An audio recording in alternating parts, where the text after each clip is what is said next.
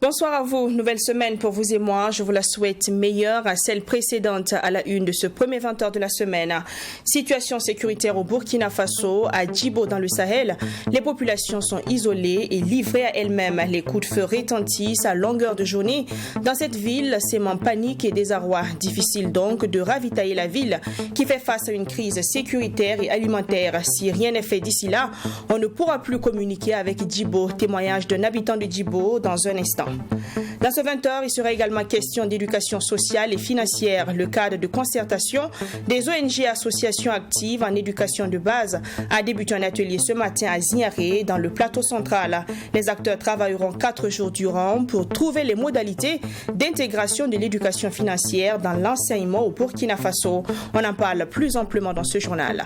Hors de chez nous, le Sénégal a débuté dans la nuit de dimanche à lundi une opération contre la rébellion en Casamance. L'offensive vise à démanteler les bases du leader du mouvement des forces démocratiques de Casamance, de Salif Sadio. Elle intervient moins de 2 mois après la mort de 4 soldats sénégalais et la capture de 7 autres par les rebelles. Isolée du reste du pays, la ville de Djibo dans le Sahel se meurt. Des groupes armés rôdent autour de cette ville, empêchant du coup les entrées et les sorties. Jean au téléphone, un habitant sous couvert de l'anonymat, dépeint une situation de peur et d'angoisse pour les populations de Djibo. À la peur s'ajoute la flambée des prix des denrées de première nécessité. Face à ces situations pénibles, Dori appelle les premières autorités à lever le blocus qui pèse sur la ville. Serge Kaboré, premier reportage ce 20h. Située dans la province du Soum, région du Sahel, à 200 km au nord de la capitale burkinabé, la ville de Djibo vit une situation sécuritaire difficile. Des populations de plusieurs quartiers de cette ville ont même dû fuir sous la menace de certains groupes armés. Les coups de feu et l'isolement sont devenus le quotidien de ces habitants, dont l'un sous couvert de l'anonymat nous fait le point de la situation actuelle. La situation est assez critique, comme vous l'avez dit. Il y a des incursions des groupes armés au niveau des choses de la ville. Le 8 mars au niveau du secteur 2 et le vendredi également 12 et 11 dimanche à la mars, où ils ont détruit des installations d'eau et également fait des tirs en pleine ville. Également, ils ont soumis la population des secteurs, en tout cas des guerres. Toutes les installations aussi des banques protection ont été également détruites.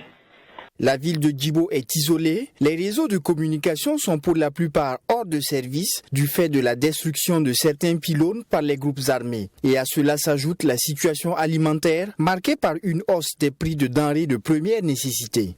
Cette année, il n'y a rien qui sort. C'est le peu de trucs qui restent là-bas. Également, les commerçants ont monté les prix.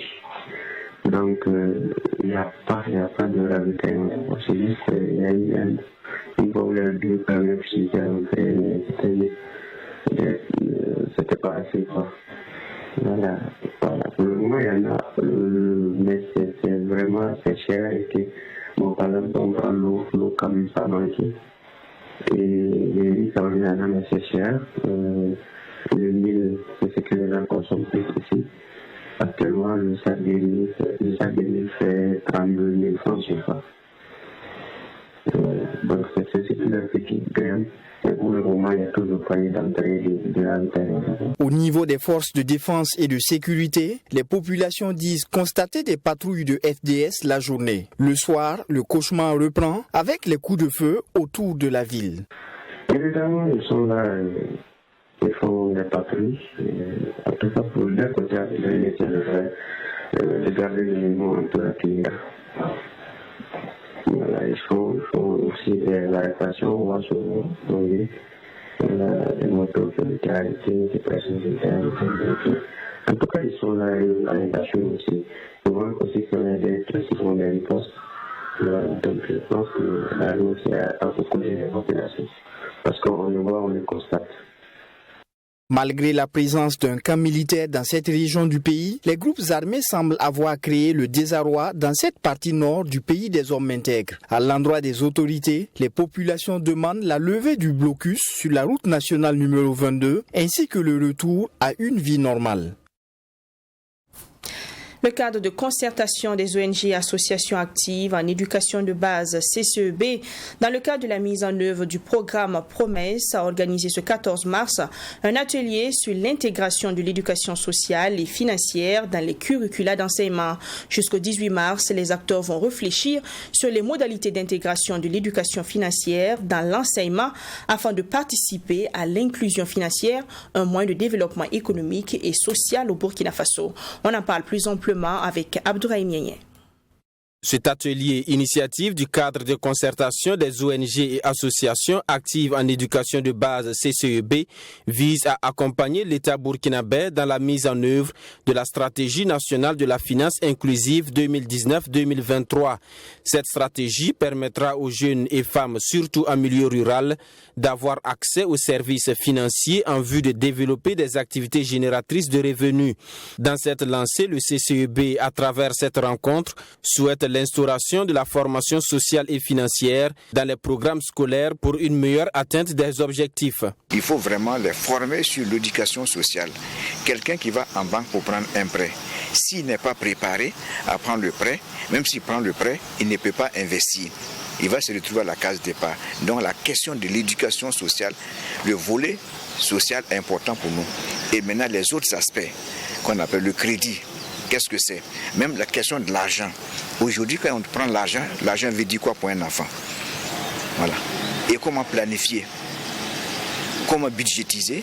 Et comment entreprendre? Pour les formateurs, ce programme, une fois mis en œuvre, permettra de donner des rudiments nécessaires à la jeune génération pour faire face à la question de l'employabilité. Oui, l'éducation financière va contribuer effectivement à résoudre de façon durable la question de l'employabilité au niveau des jeunes. Nous avons, on va dire, des curricula dans ce sens. Il y a des opportunités majeures. C'est faute de connaissances, on va dire, d'éducation financière, faute de compétences, que nos jeunes, au sortir de l'école, ne savent pas ce qu'il faut faire. Le directeur général de la recherche en éducation et de l'innovation pédagogique félicite cette initiative.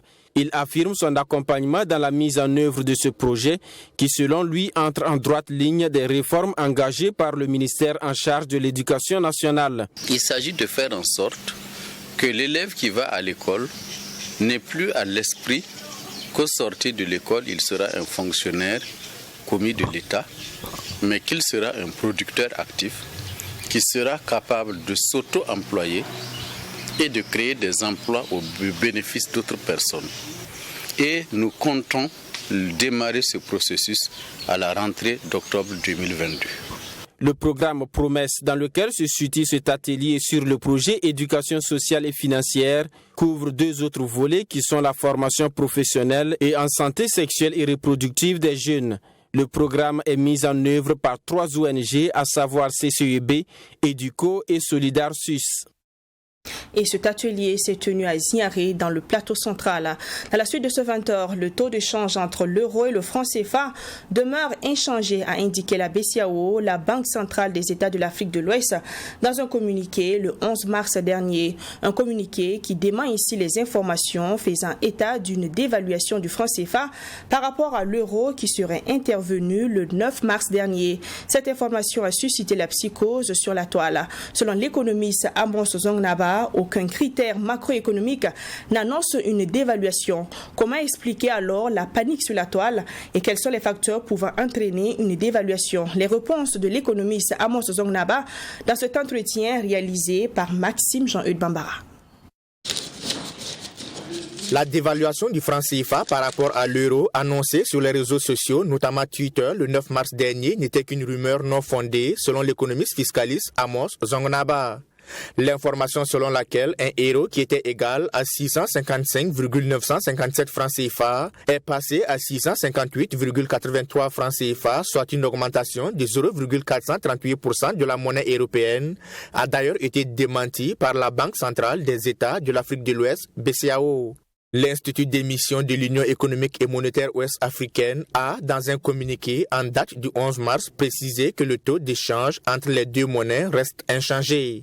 Donc le taux d'échange officiel demeure le même, 1 euro égale 655,957 francs CFA. Mais comment alors expliquer l'agitation suscitée par la rumeur? Si vous allez aujourd'hui présentement par exemple à l'aéroport, vous allez voir des jeunes qui sont en train de changer le franc CFA contre d'autres devises étrangères comme le dollar, comme l'euro, etc., etc. Ou bien qui échangent le franc CFA avec d'autres devises. Vous allez vous rendre compte que le cours d'achat du franc CFA, lorsqu'ils veulent acheter le franc CFA à votre niveau, ils ne vont pas acheter ça à 657,957 francs CFA. Ils vont acheter à moins que ça. Et quand ils veulent vous vendre le franc CFA, vous allez vous rendre compte qu'ils vous vendent plutôt à plus de 655,957 francs CFA. Pourquoi?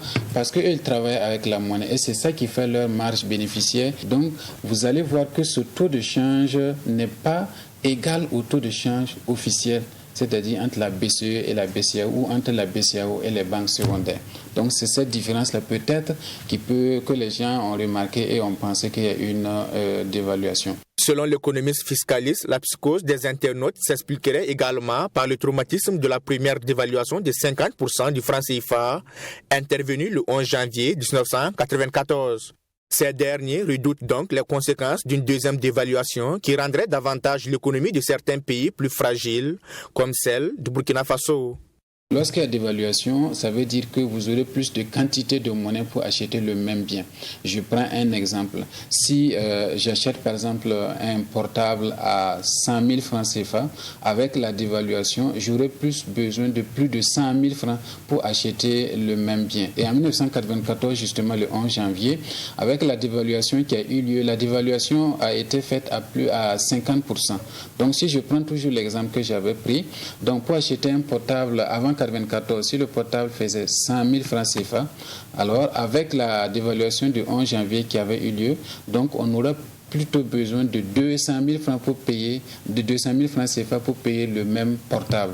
Donc la dévaluation, c'est ça. Ça veut dire qu'on a besoin d'une grosse quantité de monnaie pour payer toujours le même bien, alors que le bien n'a pas changé ou la valeur du bien n'a pas changé. Le cours du franc CFA est certes officiellement arrimé à celui de l'euro avec un taux de parité fixe, mais pour Amos Zongnaba, il n'y a aucune raison de craindre un changement de parité puisqu'aucun critère macroéconomique n'annonce une dévaluation. Il y a plusieurs facteurs qui peuvent entraîner bien sûr une dévaluation, notamment comme je l'ai dit, la situation sociopolitique, l'instabilité sociopolitique, ça peut le faire et qui peut jouer sur l'économie. Il y a également la production nationale qui peut être très faible et qui peut entraîner parce que la monnaie est adossée à ce que vous produisez. Si vous ne produisez pas assez à un certain moment, bien sûr, ça peut jouer sur la valeur de votre monnaie. Mais pour notre cas, même si avec la solidarité entre les autres pays, ça arrive à suppléer en tout cas les insuffisances d'un pays donné. S'il devrait y avoir dévaluation, cette situation ne concernerait pas seulement que le Burkina Faso, mais les 14 pays africains qui utilisent le franc CFA, dont 8 en Afrique de l'Ouest et 6 en Afrique centrale.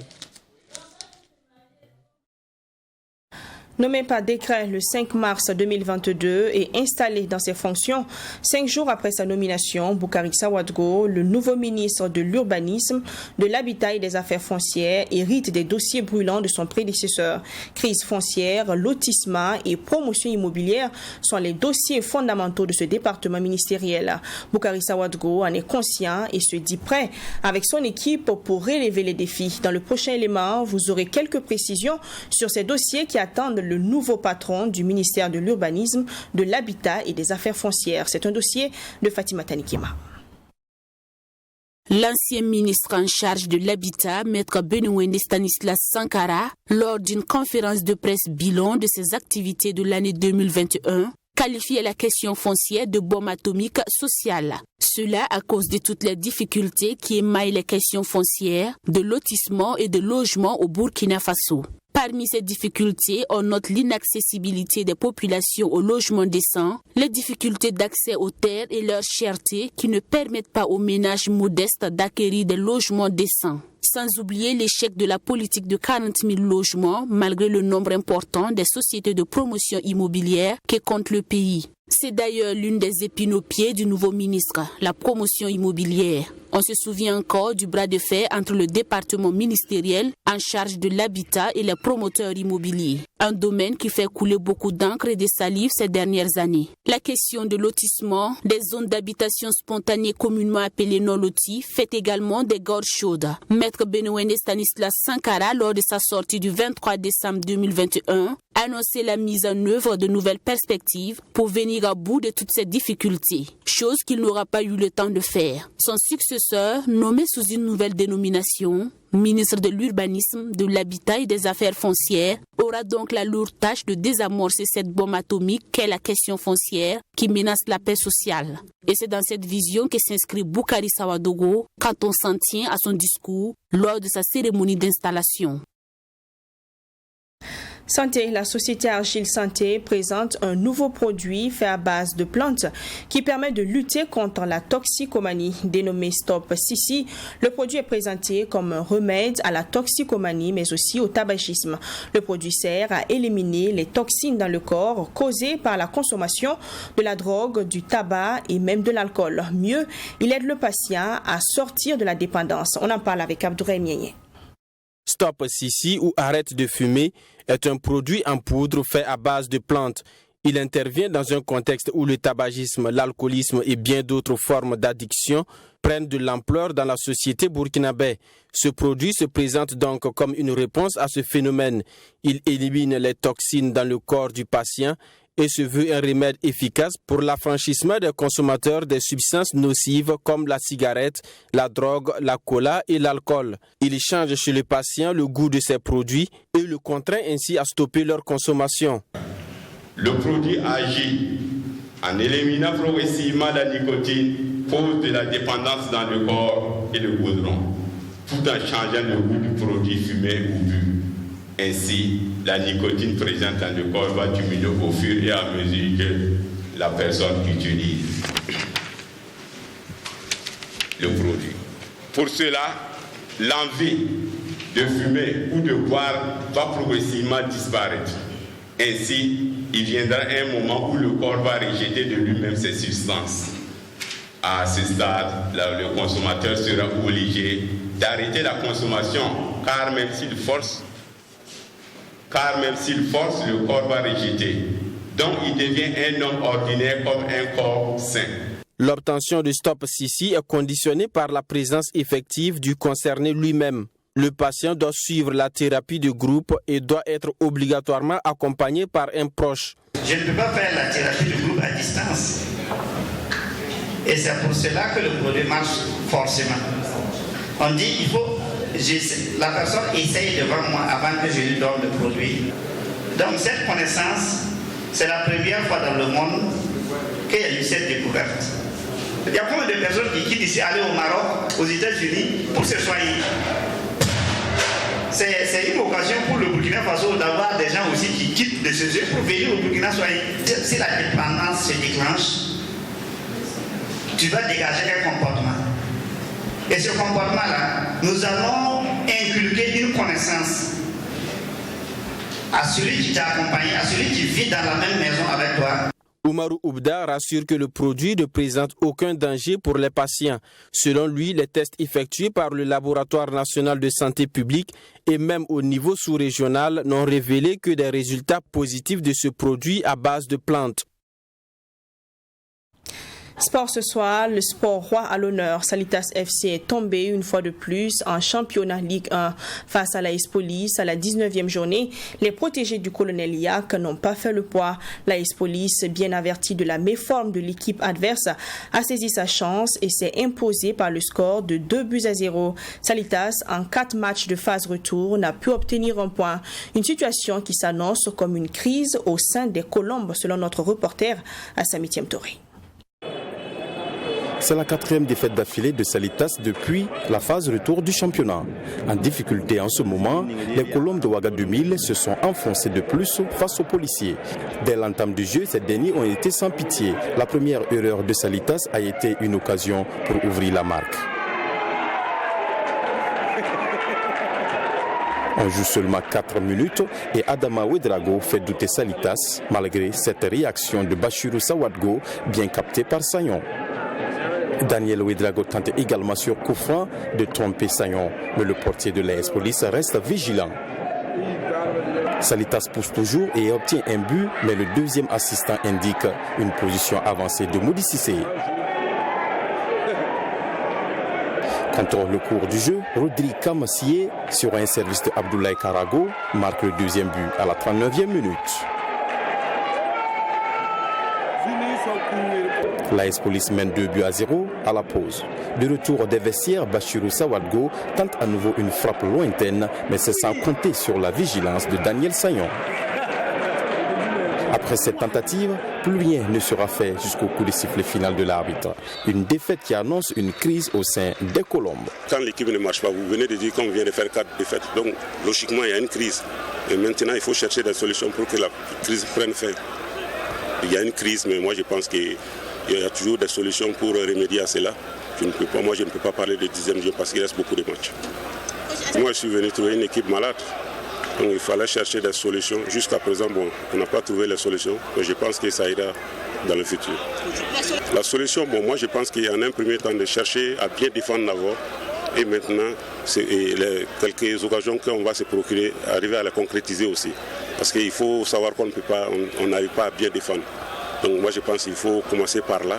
Et maintenant chercher à des points dans le futur. Du côté des policiers, on se frotte les mains avec ces 3 points de plus. Une équipe qui a joué avec Inam, une équipe qui a montré qu'elle a de belles choses à défendre, une équipe qui a montré qu'elle a de la valeur, une équipe qui a montré qu'elle a dignité et qu'elle peut se battre jusqu'au bout et que rien n'est joué. Je pense que je dirais bravo. Les acteurs, c'est les 11 qui ont été sur le terrain.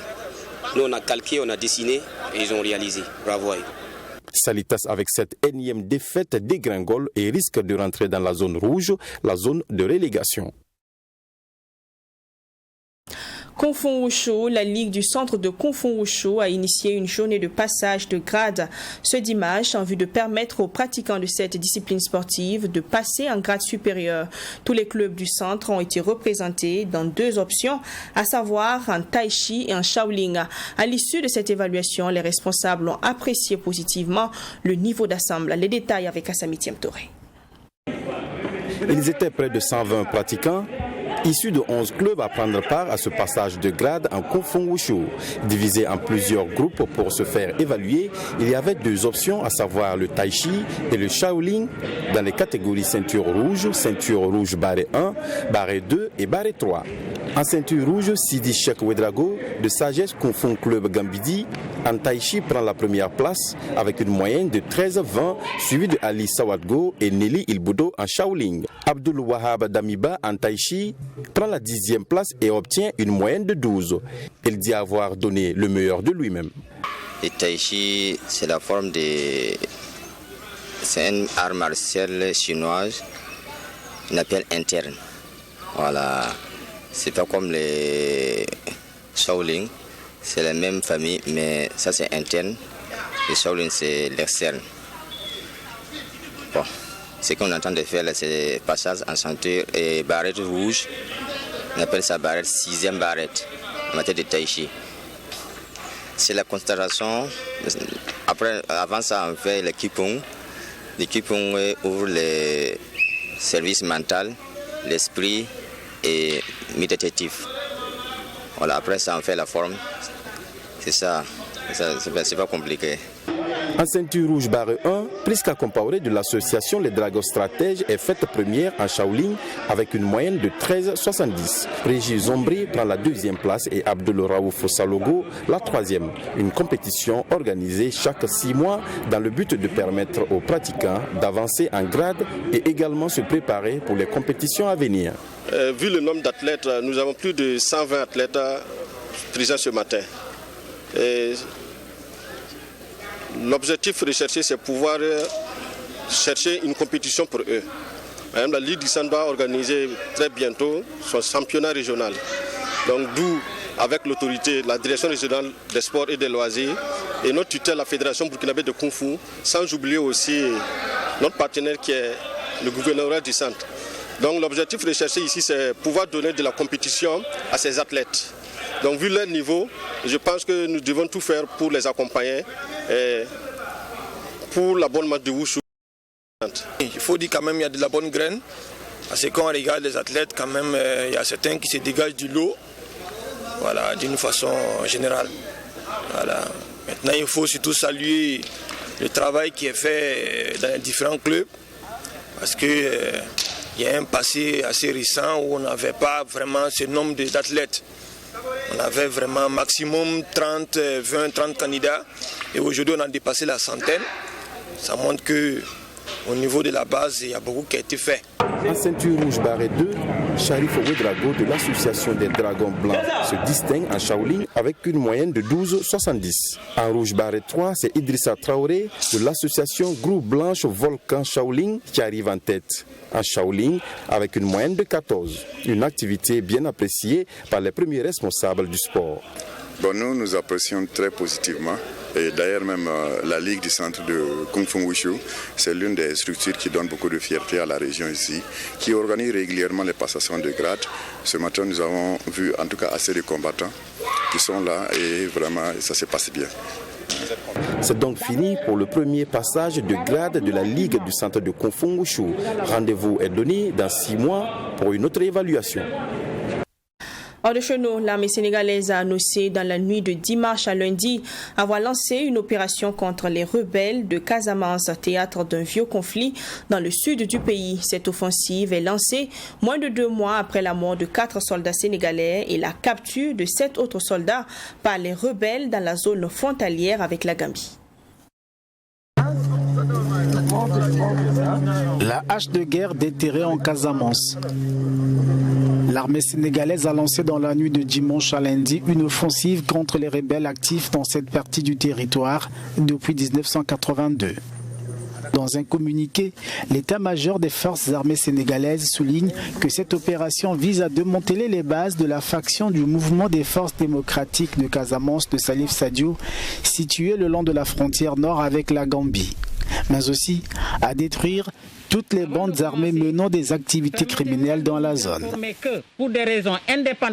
l'offensive en cours est en réalité une réponse aux lourdes pertes subies par les forces loyalistes en Casamance il y a 2 mois. Les rebelles avaient tué 4 soldats sénégalais alors que 7 autres avaient été enlevés.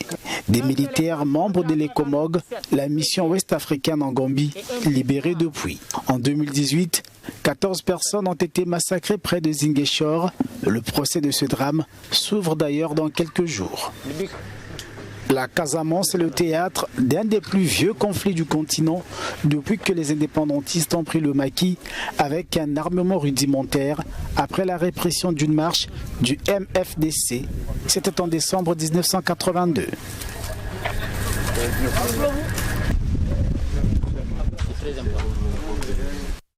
La nouvelle session de pourparlers russo-ukrainien qui a débuté ce lundi 14 mars au matin en visioconférence reprendra mardi. Il s'agit de la 4e session de pourparlers.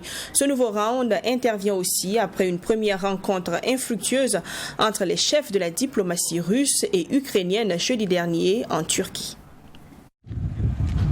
Une nouvelle session de pourparlers entre responsables russes et ukrainiens a débuté ce matin par vidéoconférence. Kiev a prévu de demander un cessez-le-feu et le retrait des troupes russes, alors que des bombardements ont encore fait des victimes à Kiev et Donetsk ces dernières heures et que le conflit s'est étendu à l'ouest du pays. Le secrétaire d'État américain Anthony Blinken a réagi sur Twitter à l'attaque de Moscou contre une base d'entraînement militaire près de la frontière avec la Pologne. Nous condamnons l'attaque aux missiles de la Fédération de Russie contre le Centre international internationale pour le maintien de la paix et de la sécurité à Yavorif. La brutalité doit cesser.